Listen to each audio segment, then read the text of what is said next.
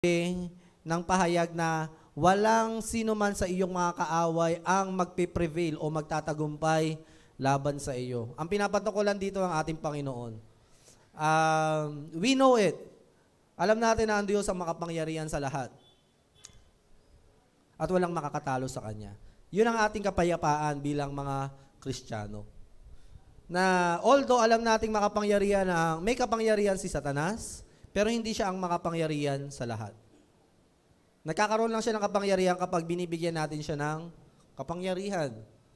Ang totoo, sa atin talaga, nasa ilalim lang siya ng ating mga paa. Ganon siya ka-powerless. Next. You can make many plans, but the Lord's purpose will prevail. So yan ang ating Panginoon. Na magpaplano tayo, sino man, lahat, ang sangkatauhan, may gagawin man, especially tayo, mga tao, may sarili tayong pagpapasya or decisions in life. Sino pang isang creation na may sariling will?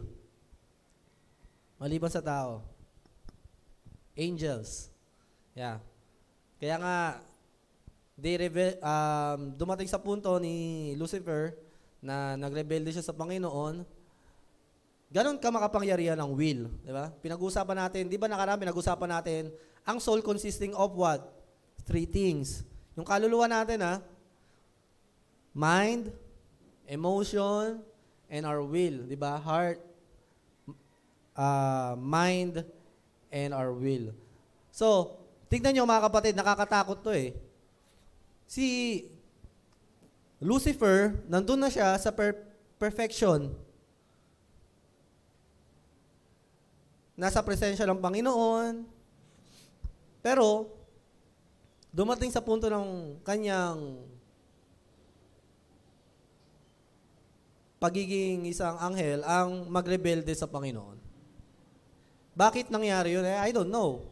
Kung anong motivation niya, what is the root of all. Pero isa sa mga pwede nating, or isa sa mga katotohanan ay Lucifer choose to rebel against God. It's the power of will. Nakakatakot, no? Biruin mo, perfect heaven, perfect God. Ikaw din, ang description sa kanya ng Panginoon is the perfection, the light. Diba? The song leader, diba? The director, yung tagapanguna sa lahat ng sumasamba sa Panginoon. Pero, the first fall of all creation starts with Satan. Paano nagsimula yun? I don't know rin, hindi ko alam. Something I cannot answer, but the truth is, it's Satan choose na gusto niyang maging higit sa Panginoon. He want to take the throne of God. Nagkaroon lang siya ng opportunity because he has free will. So tayo mga Kristiyano, ganun din tayo mga kapatid. Nakakatakot na parang kung si Satan, sa kabila ng lahat ng yon, even the perfection that God gave unto him, nagawa niya magkamali, tayo din mga tao. There's a possibility kasi may will tayo. So yan yung ating will. You have your own path to choose. Decisions in life. Kaya minsan kahit on fire ka sa Panginoon, may decision ka gumawa ng mali eh. Malaya kayo, magulat ka, on fire ako, ba't bigla ako nakagawa ng mali? Samantalang kanina nasa church, very on fire ako. Or kanina lang, kakabasa ko ng devotion ko, ang ganda ng meditation ko, umiyak pa ako, suddenly, bigla akong nagkamali. That's the power of will. Talagang ganon. Lahat ng tao may kalayaan. Ayun yung will natin. That's our freedom. Kaya nga, ang isang taong kahit na sobrang sama naman niya sa kabilang banda, yung isa, sobrang ganda, sobrang perfect, pero nagkamali pa rin. Kasi nga, may kalayaan kang gawin eh. Sa kabilang banda, may tao kahit na sobrang sama niya, sobrang addict siya sa isang bagay, or droga man, or anything addiction, sin, adultery, or fornication. Pero, nagawa nating lumaya, that's the will. It's the choice of man to choose God. Lahat ng tao may kalayaan. We are not controlled by God. Hindi tayo kontrolado. Hindi tayo kinokontrol ng Panginoon. We are not robots.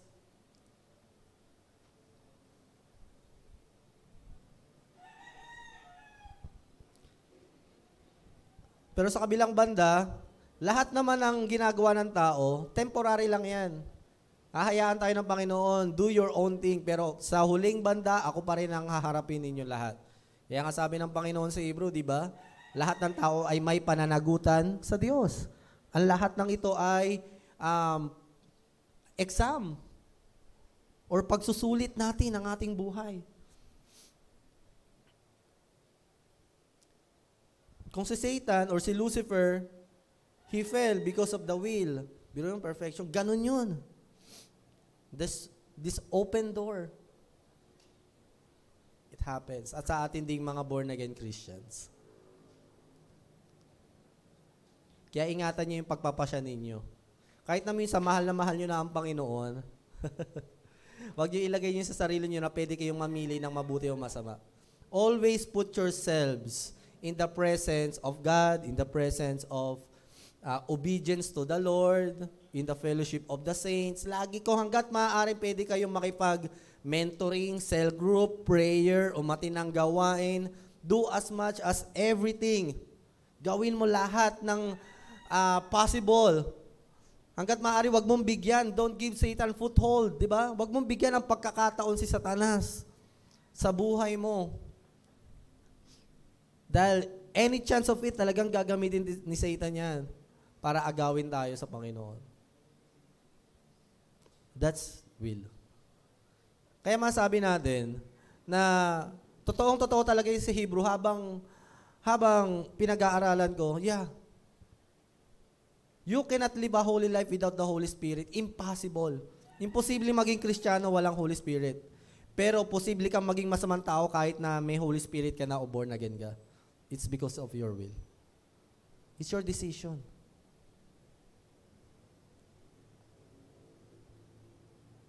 Although may conviction, di ba, yung nga sinasabi natin, na nalulungkot ka na kapag nakakagawa ng mali, yun, nandun yun. Hindi mawawala yun kasi anak ka ng Diyos. Pero, ang Holy Spirit, hindi siya yung power na parang automatic magiging sobrang bait mo na. It's a cooperation of man's will decision. Kooperasyon mo yan. Kaya may mga taong bago pa lang sa Panginoon, on fire na, matagal na sa Panginoon, on fire na, wala sa tagal, wala sa edad. It's man's decisions. It's yours. Hindi mo pwede ituro sa tao kung lumalago ka o hindi. Wala din sa church. It's your own. Hindi kayo mga panatiko. Hindi tayo controlled by the Lord. So technically, lahat ng paglago natin sa pananampalataya, ang may pananagutan dyan, syempre ang Panginoon. Siya ang sumagot ng paglago sa pananampalataya, but behind it is the cooperation of man.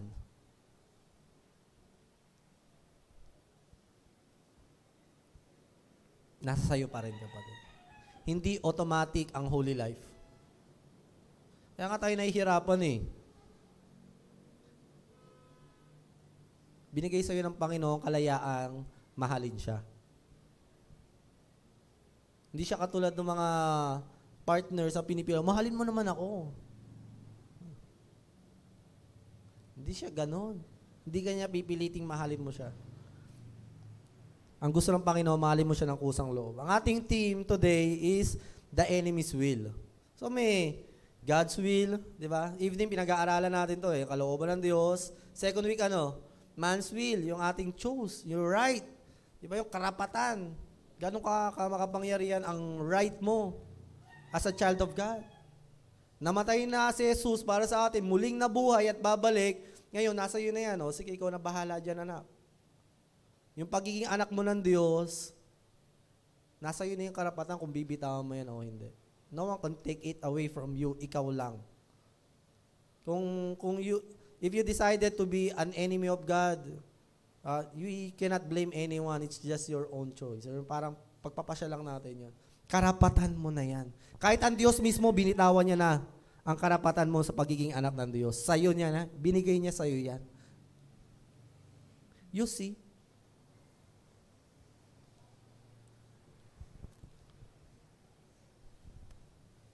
Kanya ang kamahal ng Panginoon. Hindi kanya kukontrolin, pero lalagyan kanya ng boundaries. Para di ka mapahamak. Kaya nga yung the tree of life, yung puno na nagbibigay ng karunungan, bibigay ng karunungan ng tama at mali, at ang puno ng nagbibigay ng buhay na walang hanggan. Saan nilagay ni Lord? Sa gitna. Bakit?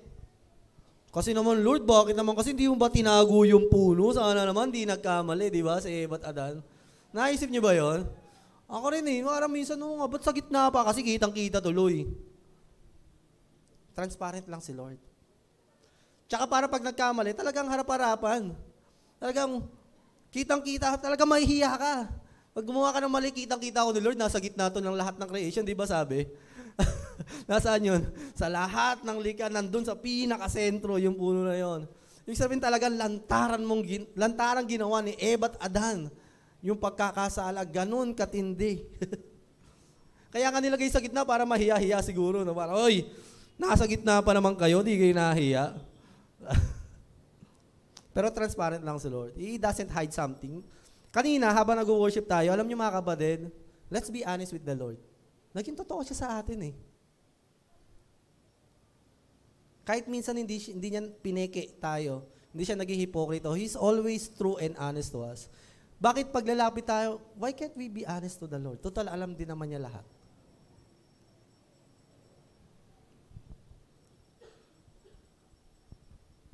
As we come to Him, bakit? Sabihin na natin, Lord, ito ako. Panginoon, ayoko na. Pagod ako. O kaya pagod, Lord, salamat. Whatever it is, basta come as you are. So, yan ang will ng kaaway. So, 30 minutes left.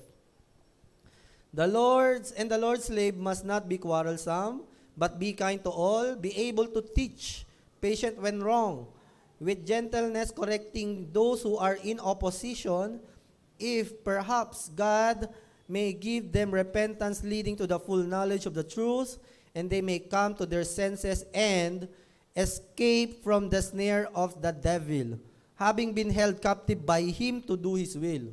Sabi dito sa verse na ito, bilin to ni Paul kay Timothy, kayong mga lingkod ng Panginoon, tayong mga naglilingkod sa Panginoon, hindi dapat tayo pasimuno ng gulo, ngunit dapat tayo mabuti para sa lahat, at marunong magturo, at may mahaba hindi naman mahaba, or sinasabi dito, patient when wrong, kapag inakusahan ay nagpapasensya o umuunawa.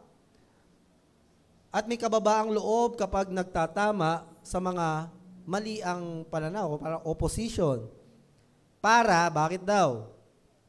Para sila ay itama o dalin sa pagsisisi. Sabi ni Paul kay Timothy.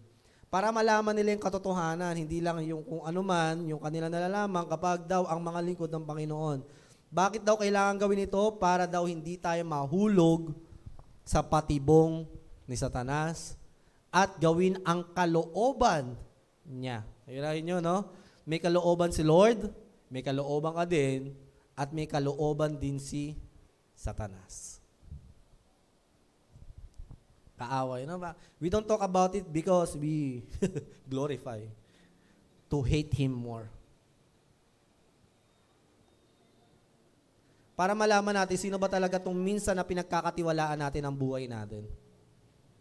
We will talk about Him para magkaroon pa tayo ng motivation to get rid of Him sa ating mga buhay. Not to be so fear of Him na parang sobrang nakakatakot siya. Hindi. We will talk about it kasi ang kaaway talaga ang isa sa ang ating the greatest enemy. Kaya nga tawag sa kanya Great Dragon sa Revelation Hindi dahil because he is great, nakapuri-puri, pero dahil dakilang kasamaan, napakawalang sukdulang kasamaan, kapangitan, kamangmangan, katangahan ni Satanas. Biruin mo, talo na lumalaban pa. And you can see his foolishness as he tried to tempt Jesus, no? Parang ibibigay ko sa iyo lahat to. Parang hindi mo ba naisip? Ako nga may hawak ng buhay mo, ako magtatapon sa iyo. That's how foolish Satan is. And that sometimes we trust this being. Na parang minsan, sa mga decision ng buhay natin, apektado tayo sa mga kaya niyang gawin sa atin. Because this being, itong enemy na ito, may impluensya talaga. At napakapangit ng impluensya niya. At ang napakasama. ng kanyang plano at gawi sa ating mga buhay. Lord, reveal this enemy that we have in us. In John 10:10, we know, ang kaaway dumating only. Wala siya ibang gagawin sa'yo. Ito lang. Steal, kill, and destroy. When we are tempted to do the will of our own flesh, let's get back to the truth. Balikan natin to. Walang ibang ibubunga ang personal na kagustuhan ng aking laman na hindi kalooban ng Panginoon, kundi pagnanakaw, pagkamatay, at pagkawasak ng buhay. Kapatid, hate him. Hate Satan. Hate his deeds. Hindi siya kakampi. Hindi siya kakampi kahit in a temporal time. The only purpose, wala daw siyang ibang gagawin. Nakawan ka, ano man, hindi ko alam kung ano nakawin yan. Pero syempre, magnanakaw siya. Wala kasi siyang pagmamayari. To steal something out from you. Bakit ano ba nanakawin? Yung mahalaga. Ano ba mahalaga sa'yo? Syempre, una sa lahat, kaluluwa mo.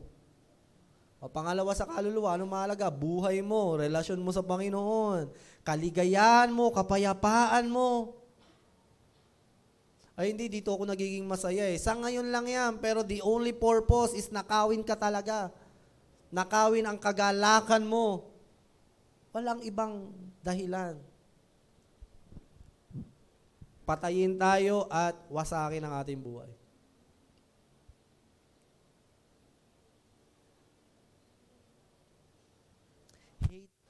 Hate every sin. Despise it.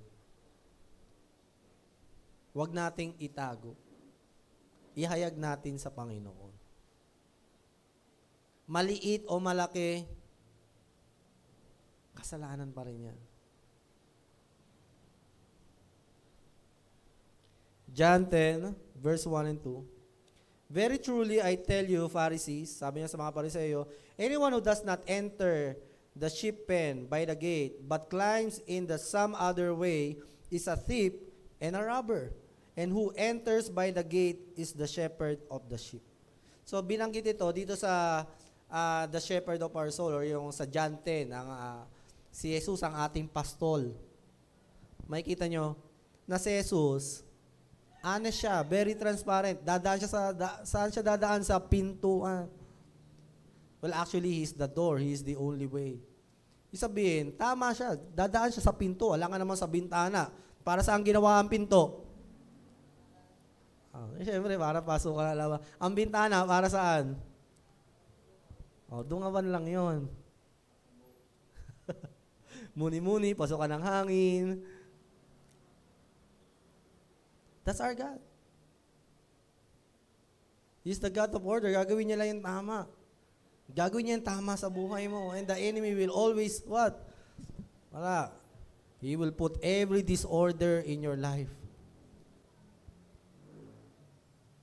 Hindi siya kakampi. Hindi lang si Satan, all the instrument. No weapon formed against us shall prosper. Sabi yan sa salita ng Panginoon. Any instrument of the enemy. Hindi lang Satanas, maging yung kanyang mga ginagamit. 2 Timothy chapter 2 verse 19, but the solid foundation that God has laid cannot be shaken, and on it are written these words. Listen pakinggan nyo maigi. Ito daw yung solid foundation, hindi ito masishake hanggang huli. The Lord knows those who are His. Alam ng Panginoon kung sino mga anak niya. Mula pa bagong likay ng mundo, likay ng tao, alam na ng Diyos ang kung sino ang sa Kanya. Alam niya ako kung pagmamayari niya ako. Siya lang nakakaalam. But, hindi katulad ng extreme na destiny na parang wala ka na magagawa. Ito yan, no? God has given us the will, the freedom to choose Him. Hindi na natin problema kung si Arjun or si RJ ay pupunta sa impyerno sa langit. Si Lord na nakakaalam niyan. Bahala. Jay, wag ka mag-alala. Pero alam mo, Arjun ba to? Arjun. Magkamukha kasi kayong kuya mo eh. So, it's not our business to know, no? Ayun naman talaga, alam ni Lord lahat eh. He is all-knowing eh. Pero, ito ang problema niya, ni Arjun. Tatanggapin mo ba si Jesus o hindi? That's our problem. Iyon, that's God's business. And we cannot deny the truth. Yun naman talaga sa huli. Kaya hindi pwede, sa ano na pala ako, sa impyerno, parang sa impyerno na ako, sinakikita ko na mag-gali ko, pang impyerno to eh. Kuwang-kuwa ko eh. So hindi na ako mamumuhay ng banal. Kapatid, that's a lie. Gusto man, di dapat paniwalaan yon. You have your rights. Ikaw, binigay sa iyo ng Panginoon ang pagpapasya to accept Him as Lord and Savior. That's our part. That's the power of your choice, your decision. At hindi lang sa pagtanggap. Siyempre, paano mo ito aalagaan? Ayun ang problema mo. Paano mo ito iingatan? Mapapanatiling mainit, nag-aapoy. Yung susundin mo yung kanyang kalooban, that's our problem, that's our part na ibinigay sa atin ng Panginoon. Ngayon, kung sino man dito, si Lord nang bahala, siya nakakaalam yan. May nagtitrend nga yun, the time is only the truth teller. Huh? Yes, it is. Totoo nga naman. Ang panahon magsasabi ng katotohanan.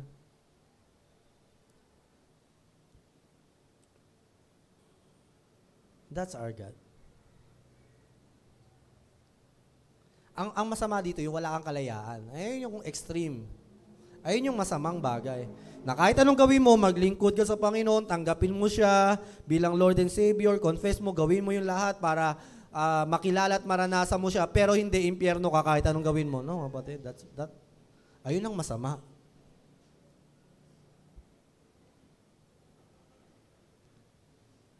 Pero God loves us.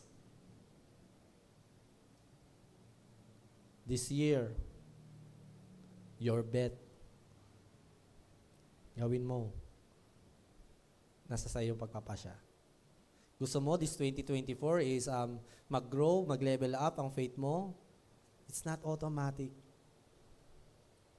Pag may pinagawa ang Panginoon, just do it. Gawin mo. Kung may pinapabitawan siya, bitawan mo. And you cannot blame anyone. We cannot. I cannot blame. Diba? Kahit sino.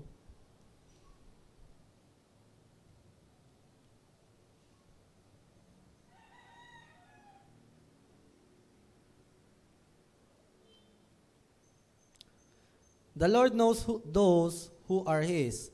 And those who say that they belong to the Lord must turn away from wrongdoing. So, pag binasa mo ito, parang ganito ibig sabihin yan.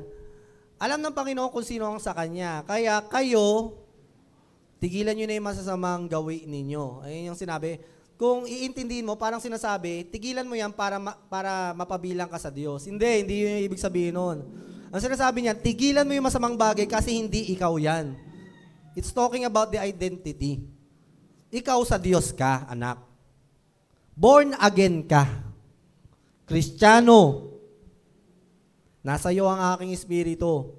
Huwag mong gawin yan. Kasi hindi na ikaw yan. The old has passed. Patay na yung dating ikaw. Huwag mo nang balikan pa. Let's not fall into the trap of Satan. Huwag tayong pakahulog sa patibong ni Satanas. Bagong nilalang ka na, Arjun.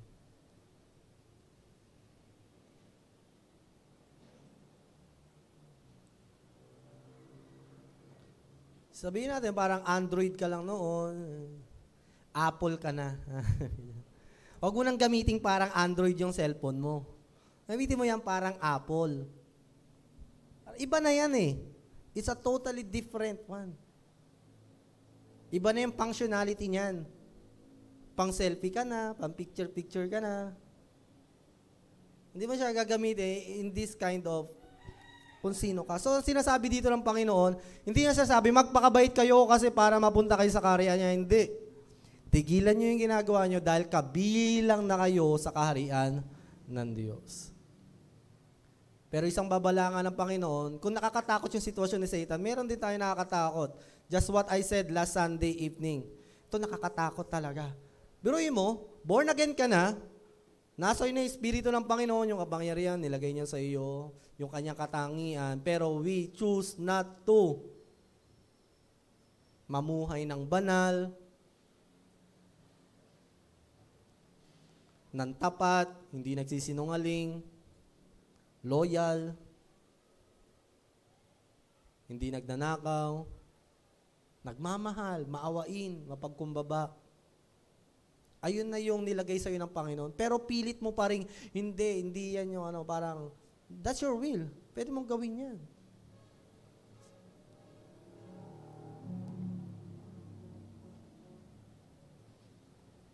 Pero mo, the very nature of Satan, perfection in the presence of heaven, of God, in front of God.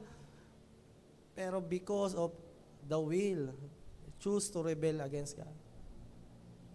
Sino ang ninanakaw ng magnanakaw sa istorya ng John chapter 10? Yung mga wala ba sa kawan, yung mga nasa kawan? Siya nawa. Ang mga nasa kawan ni Kristo. Tupa o kambing? Tupa.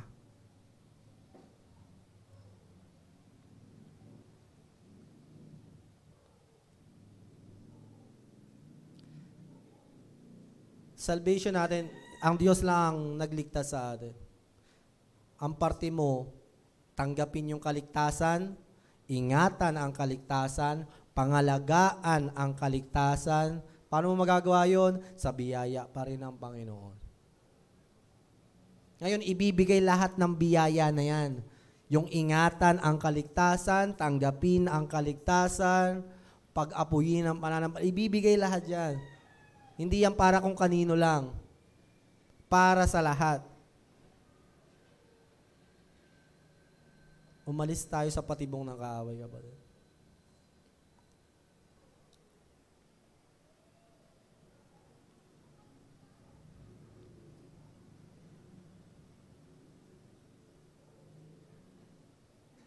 Pangalawa, kill. Siyempre, these children are people with physical bodies, so Jesus himself became like them. At maganda to. And had the same experience they have. So sabi dito, sa word na ito, sa katotohanan na ito, ipinapaliwanag yung kahinaan ng isang tao. Sino din may kahinaan? Lahat naman tayo. Amen? Okay, very good. So sabi dito, kaya si Jesus ay nagkatawan tao katulad nila para maranasan ang naranasan ng mga tao. Jesus did this so that by dying, He could destroy the one. Ginawa niya ito upang wasakin ang kapangyarihan. Ano yung kapangyarihan? The power of death.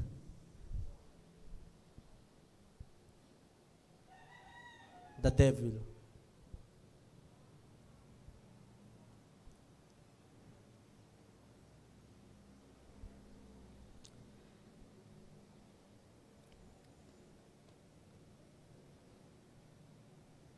Nung minsan nag-aaral ako, iniisip ko, kung si Satan nasa langit na nagkamali pa, wala naman nagsabi sa kanya magkasala. Di ba? Ganun.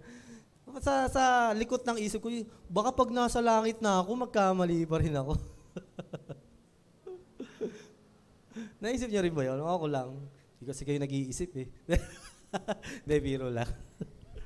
Hindi, alam mo kapatid, iba yung holy sa glorified. Iba kasi ang glorified eh.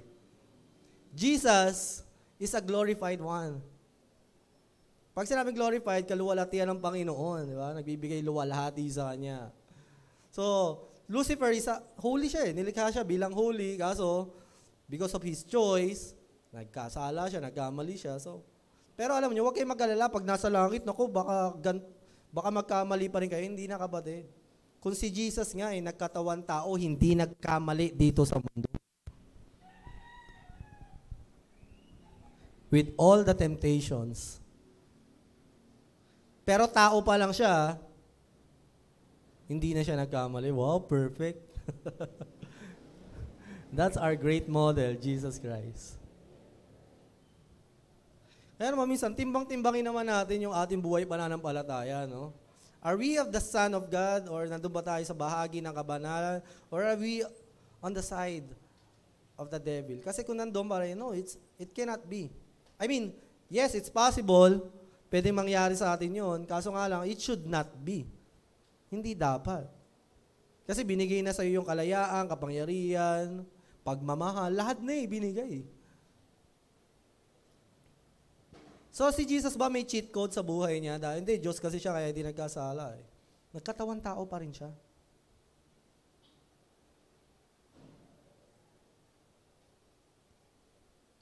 Binigyan siya ng pagkakataon magkasala. But he chose not to. Hindi siya mas mataas ang IQ, diba? Parang, baka nga hindi niya pa alam yung Facebook na. Hindi niya alam talaga yun kasi syempre, nagkatawan tao siya nun eh. Nung baby ba siya, sobrang talino niya. Alam niya E equals MC squared. Wow. Pag tinanong mo ba si Jesus ng division nung 2 years old, alam niya na. Oh, Jesus, 20 divide by 5. Ay, di ka pala Diyos eh. Hindi, dumaan siya sa pagiging tao. Dumaan siya sa pag-aalaga ng magulang. Pero kailan siya naging supernatural? Ayan. Ayun na, katulad nating mga Kristiyano, when He received the Holy Spirit. Kaya kung isipin nyo, anong ginawa ni Jesus nung 1-year-old siya, mula pinanganak siya hanggang 30? Parang tao. Ganun lang din. Sinuot niya yung katawan ng pagiging tao. Lahat. Nagutom, nahirapan. Pero naging supernatural na siya. Yung tinanggap niya yung banal na spirito. Dahil magmi-ministry na siya eh. He received the gifts of the Holy Spirit. Ganun din tayo mga Kristiyano. Kailangan ba maging perfect? Wala, hindi talaga tayo magiging perfect. Although we are in the process of perfection, nandun tayo sa paglago ng ating pananampalataya.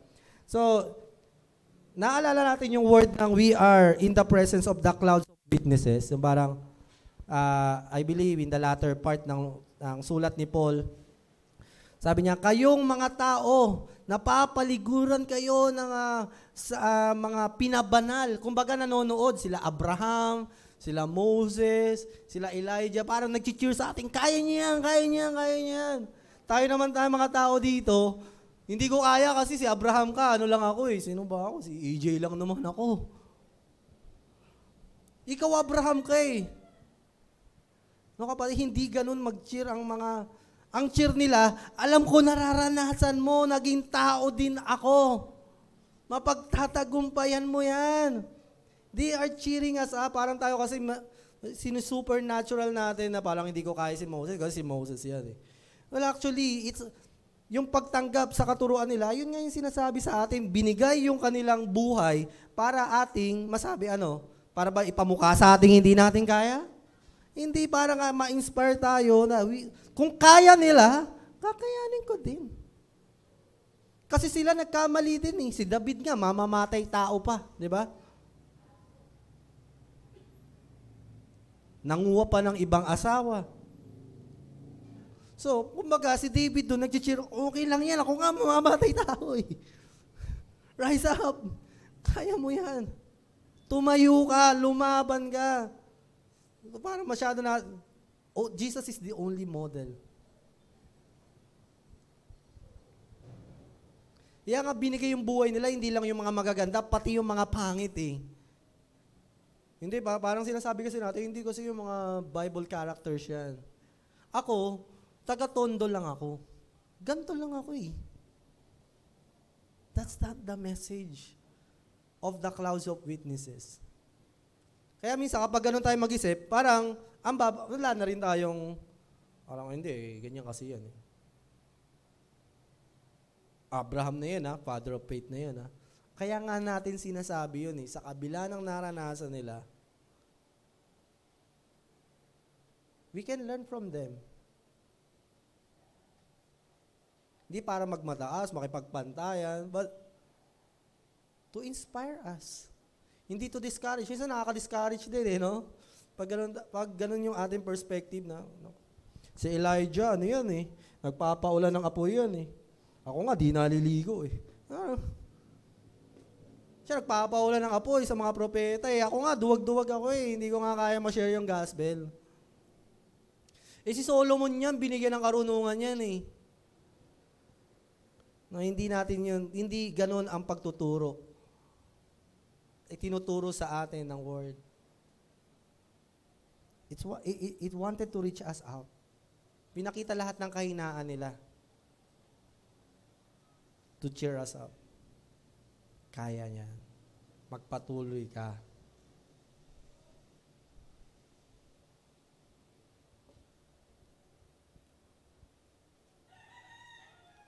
Destroy. They have a king over them, the angel of the bottomless pit. His name in Hebrew is Abaddon. Ibig sabihin ng Abaddon, destroyer. So pangalan pa lang, that's what he will do. In Greek, he is called Apollyon.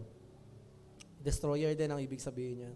So yun ang gagawin ng kaaway sa atin. So technically, siya ay magnanakaw. Kaya ba tayong agawin basta-basta ng kaaway? No.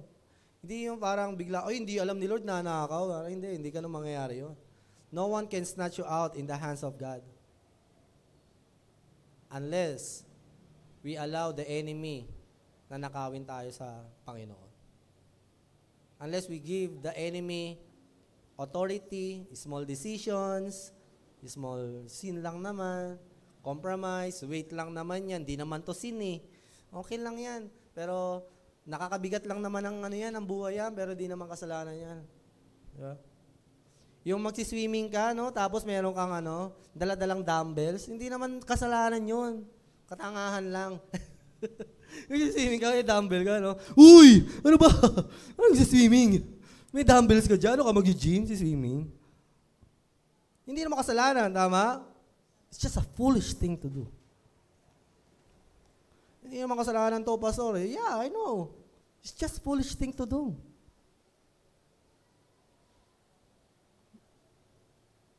Hindi naman ako nagmura. Hindi naman ako pumatay. Hindi naman ako nagnakaw. Yeah, I know. Nakakatulong ba sa faith? Does it lift you up? Nagpasigla ba yan sa pananampalataya? Kaya nga hindi naman masama pag-absent sa gawain. Sabi nga ng Panginoon, siya ang Diyos ng araw ng kapahingahan. Pupunta ka dito para mamamatay ka na, may sakit ka na, nagde-deliryo. So, pastor, by faith ako. Bahala ka, conviction mo yan, ha? Pero, nakatulong ba sa'yo? Yung pagpunta mo sa church, not a problem. Pero yung 9 out of 10, grabe wow, Christian. Nakatulong pa ba yan, kapatid? Hindi mo masama eh. Hindi masama maging late, di ba? Kaso, yan, bitin na kayo, 1 minute, tapos na tayo. Nakatulong ba? No, that's not. Tapos na tayo. We should not test Christ as some of them did. Makita nyo, no? And were killed by snakes. And do not grumble. Huwag daw natin subukan si Kristo.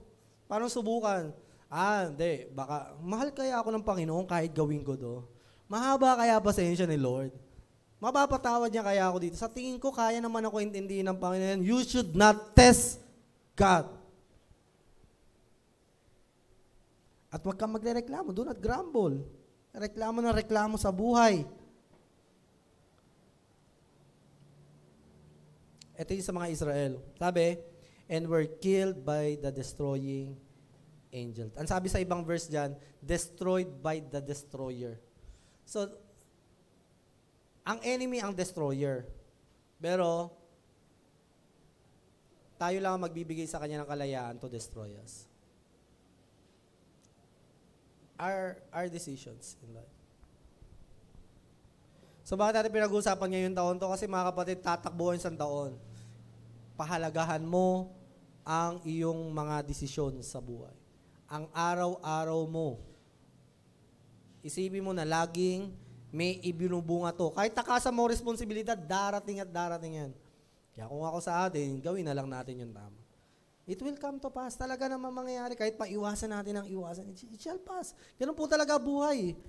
Kahit di naman ako, reklamo rin naman Parang, minsan, di ko maiwasan, Lord, pagod na ako. Ano ba? Kung bibilangin ko yung problema ko, meron ako 10 problema hindi ko kayang solusyonan. Patay tayo dyan. Inis-isa ko nga, di ko kaya solusyonan. Ano ba to? Wala, lahat naman tayo, may ganun. And that's life. Just live the single day. Every single day, hingi ng lakas sa Panginoon. Salamat sa kalakasan. Bakit nakakatayo? Ayun yung awit natin kanina, di ba? Papasalamat tayo, Lord. Alam mo, nakatayo ako, natapos ko tong araw, binigyan mo ako ng lakas. So, ang pagpatay, pagnakaw at pangwawasak ng kaaway sa atin, hindi niya yan pwedeng gawin harap-harapan sa Panginoon. Parang we have defender. Parang ganda yan May isang, sabihin na natin, wala pa sa katinoang pag-iisip or batang medyo bata pa o immature pa. Tapos involved sa isang mas matanda sa kanya. Tapos parang halos may mangyari sa kanila. So, in this situation, pwede mong isisi, pwede mong sabihin, hindi ikaw kasi, bakit kasi nandiyan? Kayo yung sa bata, di ba? Parang may choice pa rin. Pero ganito ang kaaway. Hindi kanya makokontrol, but he will do everything as much as possible to manipulate you. Talagang kukunin niya ng kukunin, unti-unti na parang, oo, minsan hindi natin alam talaga. Pero ganun ang kaaway. Hindi ka maagaw ng by force, but by manipulation.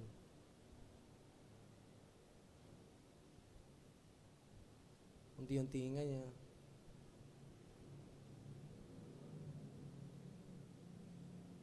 Ganun ang theft. Hindi mo namamalaya, nananakaw ka na. Napapatay ka na, nawawasa ka na.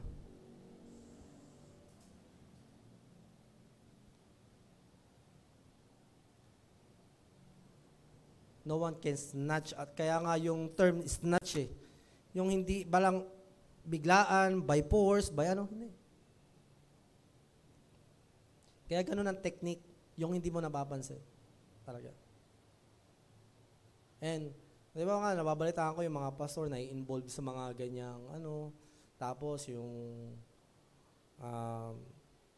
nag-trending sa YouTube, yung parang may nakarelasyon, tapos parang pinatay pa yung partner ng You cannot blame kasi may mga taong hindi pa kilala ang Panginoon Wala pa sila sa katinuan, kaya kung ano sabihin niya, parang tama. Kasi,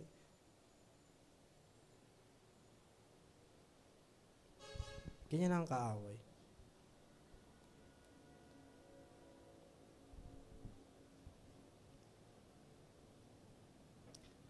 Hebrews 11:28, by faith he kept the Passover and sprinkled the blood, so that the destroyer of the firstborn might not touch them.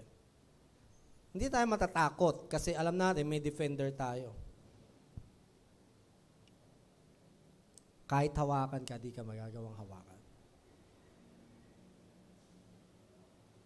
Parang at the end of the day, parang pastor, ano ba naman sa pag-aaral natin at the end of the day? Sino may kasalanan? Tayo. Ako.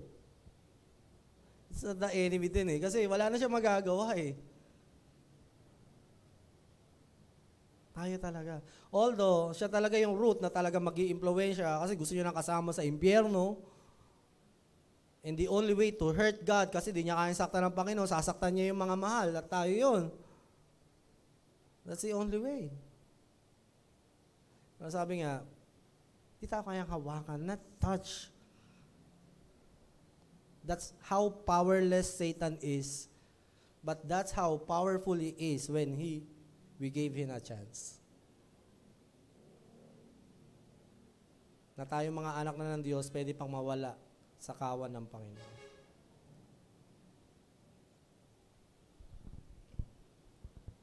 The thief comes only in order to steal, kill, and destroy.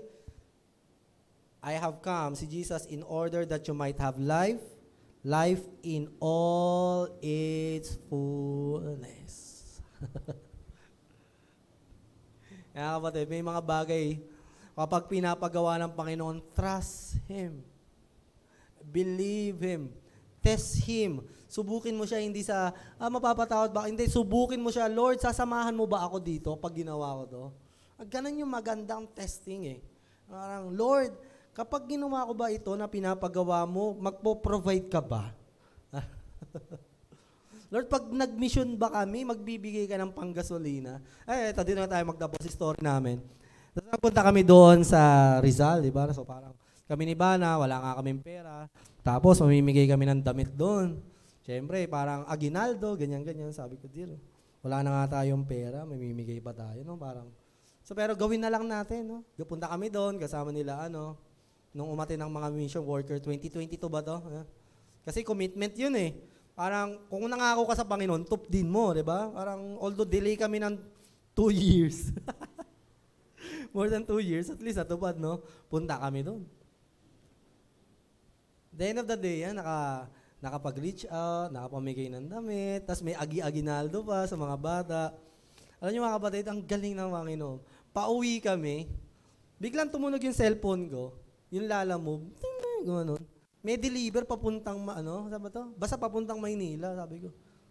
Basta pabalik na Manila, sabi ko, dear, may panggasolina na tayo.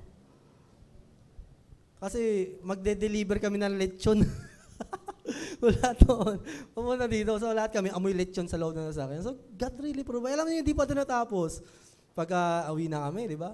May daanan kami lechonan. Siyempre, yung pambabayad sa may pambili pa kami lechon. So biruin mo, wala pa kaming 1 oras doon.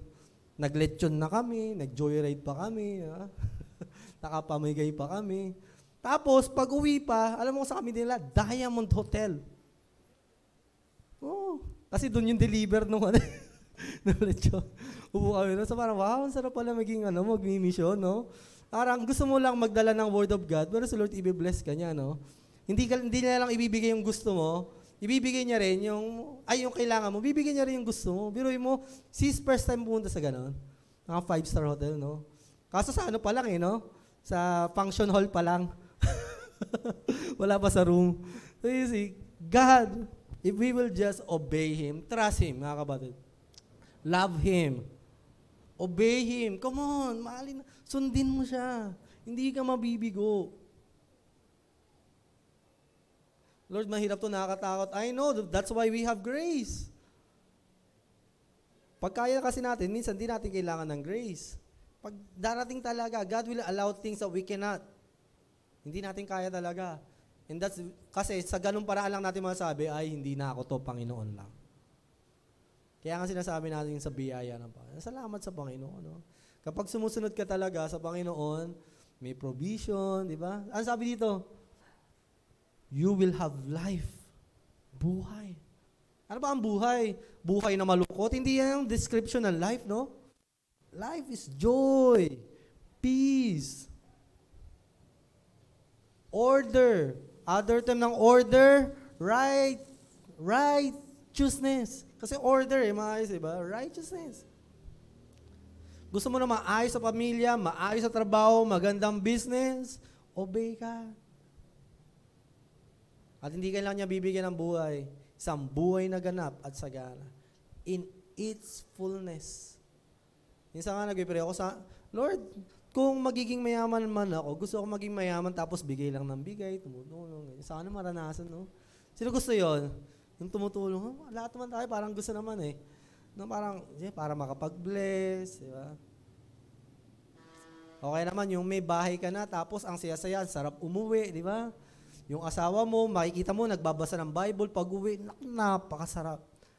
Isang ang billing ko kay Bana, di alam mo, gusto mo maging masaya tayo bilang mag-asawa. Siguraduhin mo lang, nasa Panginoon ako. Magiging masaya tayo palagi. Alam ko, kailangan ko minsan mag-provide, gawin yung kung ano mang trabaho ng asawa at bilang isang ama. Pero siguraduhin mo lang, nasa Panginoon ako, kahit nasaan ako, payapa ka. Alam mo, hindi ako gagawa ng mali. That's the beauty of life. Kaya kung pagluto, ipaglaba ang asawa, gawin mo lahat yan.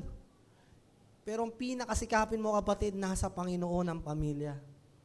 And everything will fall into pieces. I tell you. Make effort in everything. All aspect. Pero one thing for sure, di ka mabibigo. Pag ang pamilya mo nasa Panginoon, mga anak, apo, di ba pinag-aaral natin mga anak natin sa school? Siguraduhin nyo rin na nag-aaral ng Word of God. Salamat, Panginoon, sa iyong mensahe. Thank you for your word. And